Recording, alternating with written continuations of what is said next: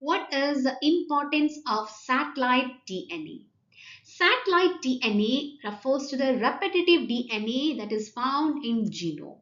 So they are non-coding repetitive DNA, which means these sequences do not code for proteins but play important roles in various biological processes such as structural organization of chromosomes and regulation of gene expression.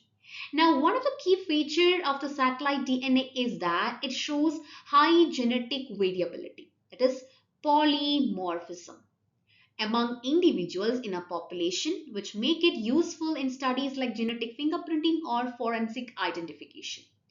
So here the answer will be option C. It shows high degree of polymorphism in population and also same degree polymorphism in an individual, which is heritable from parents to children.